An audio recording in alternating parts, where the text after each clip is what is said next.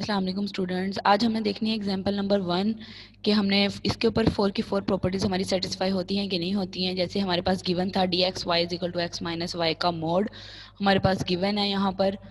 तो अच्छा, हमने इस प्रॉपर्टी को कैसे सेटिस्फाई किया है कि पहली प्रॉपर्टी है कि D x y greater than equal to zero, यानी एक्स माइनस वाई का मोड जो हमारे पास गिवन है वो क्या होना चाहिए, हमारे पास एक पॉजिटिव होना चाहिए हमारे पास, यानी greater than equal to zero. और सारे के सारे ये हमारे पास साइन क्या होता है, इस साइन को हम कहते हैं for all x y belong to are.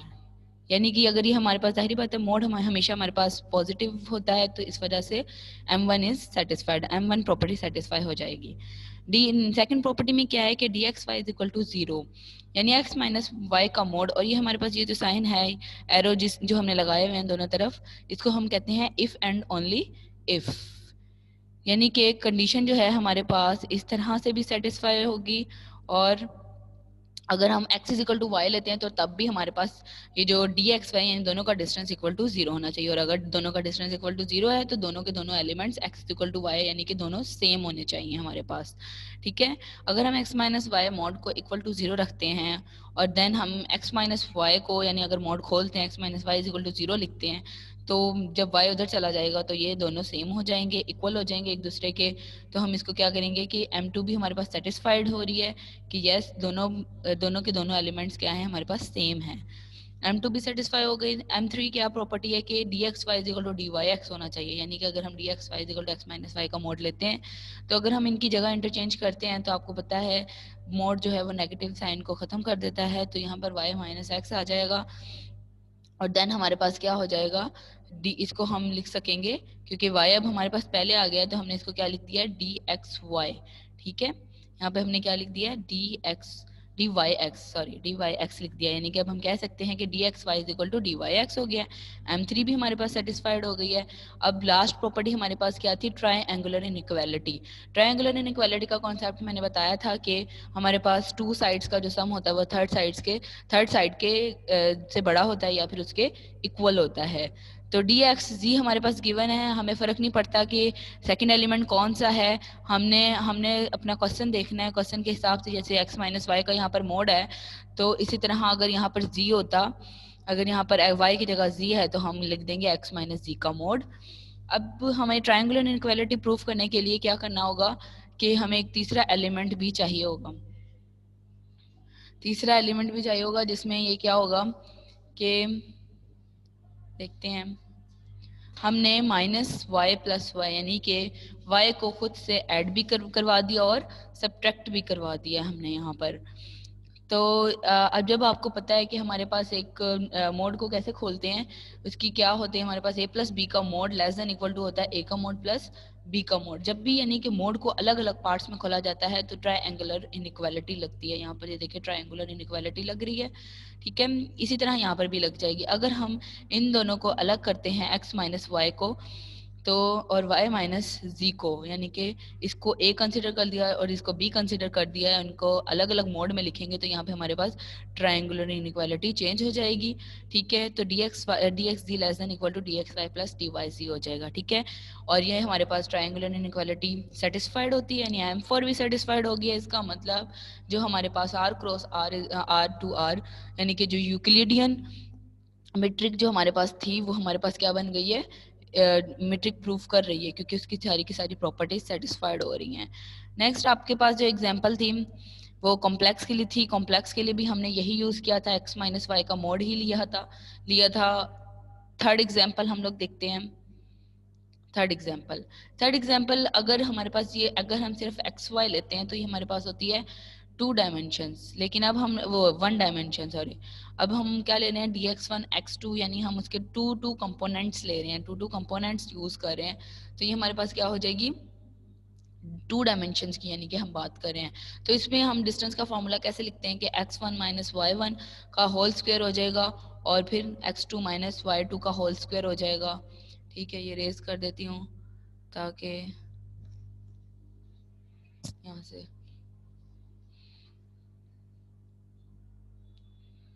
हम्म,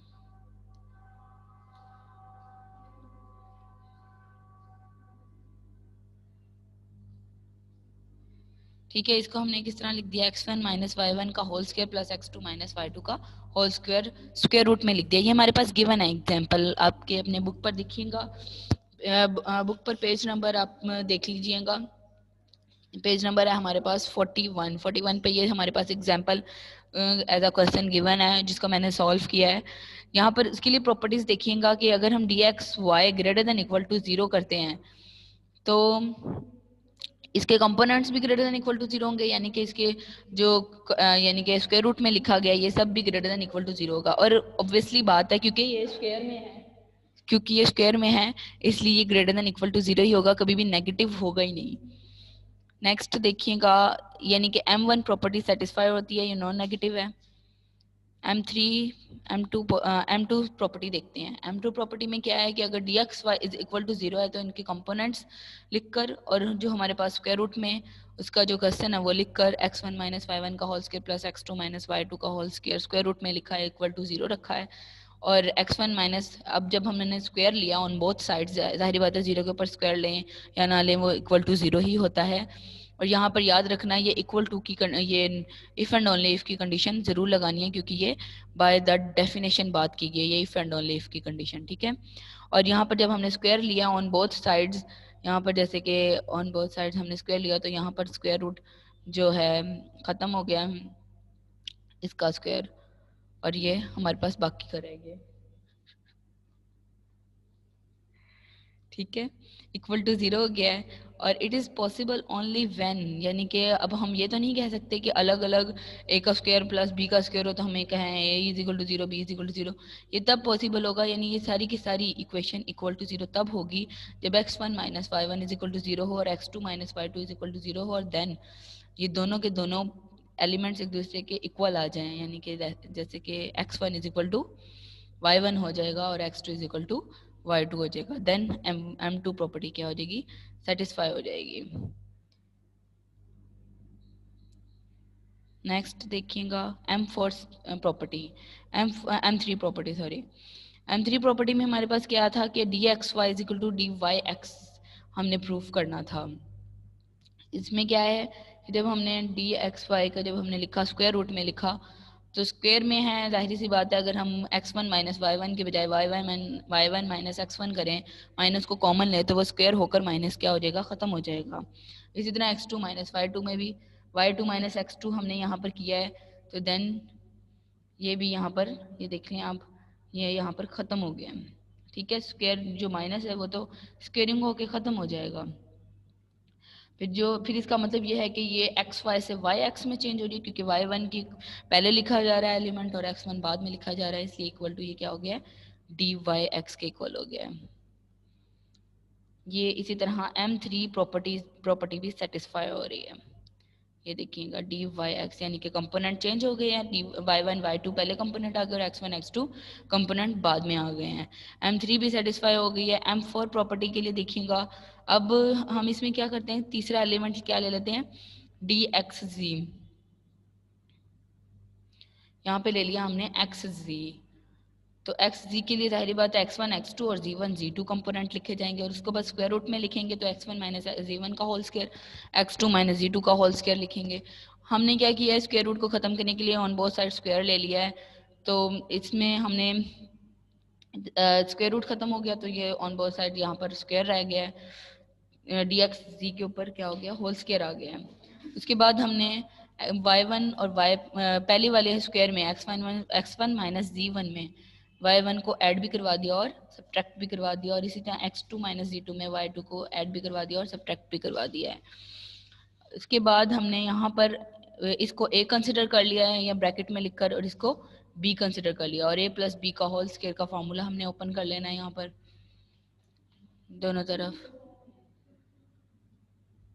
और जब भी हम इस तरह से अब इनका स्क्वायर ओपन करेंगे तो हमारे पास ट्रायंगुलर इनइक्वालिटी भी चेंज हो जाएगी, ठीक है,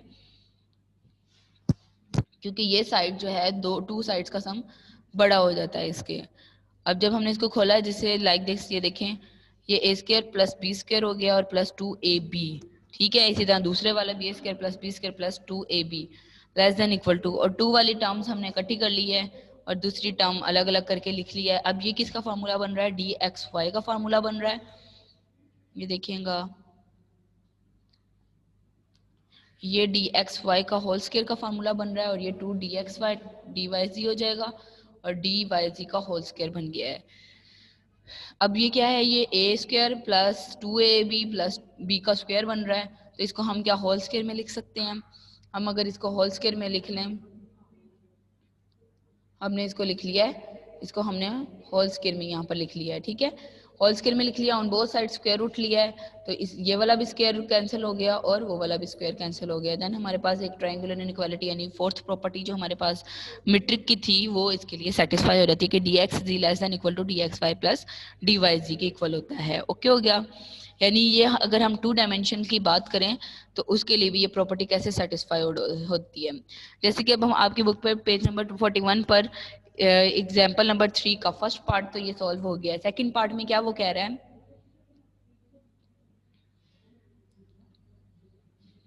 और इसी मेट्रिक को हम नाम क्या देते हैं, जो आर पे डिफाइन होती है वो मैंने आपको बताया था, यूजुअल या यूक्लिडियन मेट्रिक कहते हैं, यूजुअल या यूक्लिडियन मेट्रिक कहते हैं, ठीक है। और इसके लिए अब हम नेक्स्ट एग्जांपल देखते हैं। इसका सेकंड पार्ट क्या था हमारे पास, D x Y is equal to X one minus Y one x two minus Y two, ये हमारे पास प्रॉपर्टी है, ठीक है।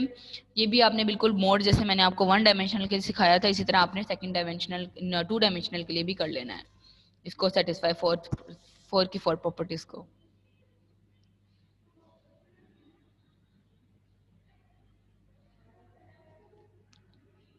ये देख रहे हैं आप लोग।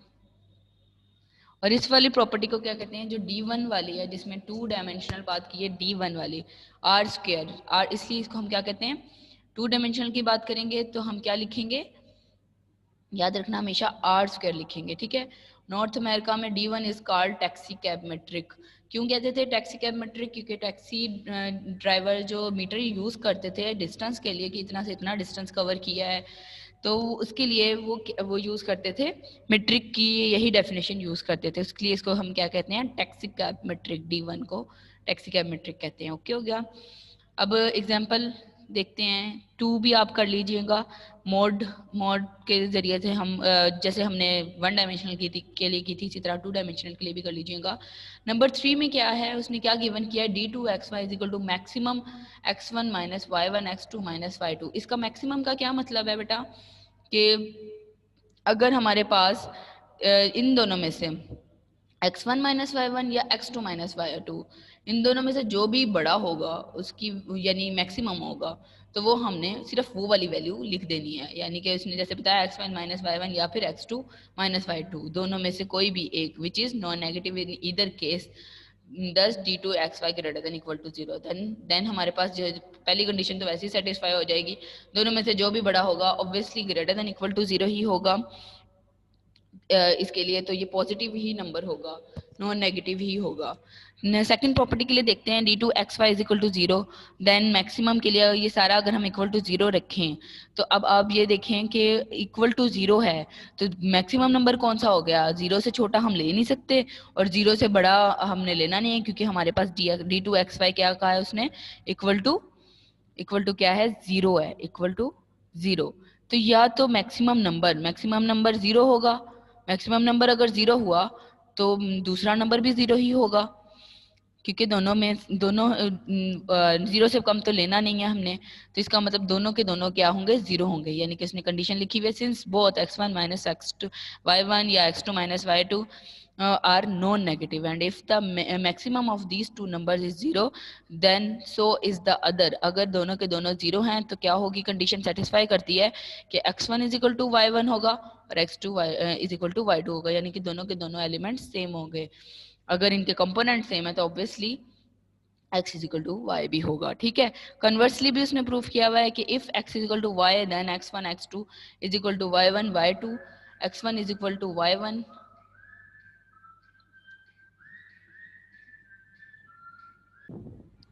ओके। कन्वर्सली भी हमने इसको ऐसे प्रूफ करना है कि अगर x is equal to y है तो उनके कंपोनेंट्स भी जाहिर बात है इक्वल होंगे एक दूसरे के, तो x1 is equal to y1 x2 is equal to y2 और d2 हम d2xy यानी कि मैक्सिमम जो हमारे पास होगा वो इक्वल टू 0 हो जाएगा फिर, यानी कि हमारे पास number d2xy equal to 0 if and only if x is equal to y यहाँ पर हो गया है, यानी सेकंड प्रॉपर्टी भी हमारे पास सेटिस्फाई हो जाएगी। ठीक है, नेक्स्ट देखते हैं M3।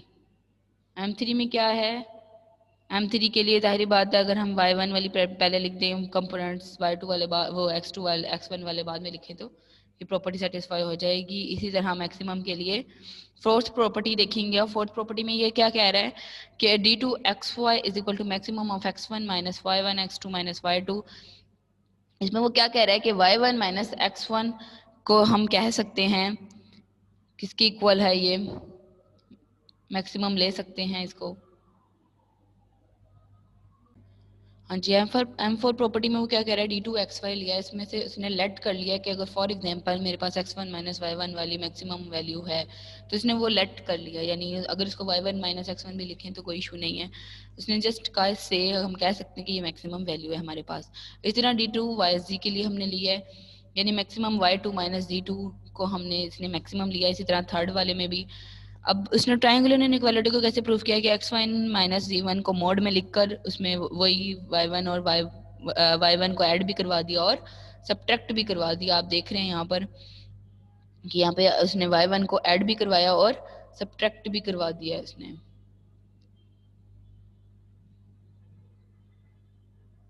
यहाँ से ये देख रहे हैं आप, y1 को ऐड भी करवा दिया और सब्ट्रैक्ट भी करवा दिया।